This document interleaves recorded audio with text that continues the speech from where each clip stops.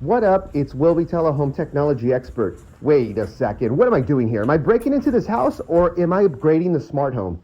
No, I'm definitely upgrading the smart home by upgrading the smart lock and getting rid of the keys. Throw them away, baby. Now, why do you want to throw away the manual key at your front door? Because it's another way for the burglar to get in by using what's called a bump key. So you definitely don't want to use a manual key anymore.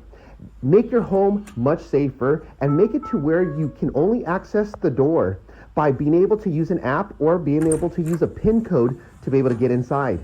And I do this together with a Ring Video Doorbell, the Pro version now, in order to be able to check and to see who's at the front door before you unlock or lock it. Now with the app, it will tell you if the door was left open or if the door is closed, besides being able to lock or unlock the deadbolt, which is so awesome. And you could do this whether you're home, down the street at the grocery store, and or out of state on vacation. And of course, on this house, I ripped out again the ADT alarm system, and I installed a modern Ring alarm system with professional 911 monitoring. Now remember, get that key out and make your home just that little bit more secure. Go to HomeTechExpert.com and click on Schedule a Free Estimate. Thanks for watching.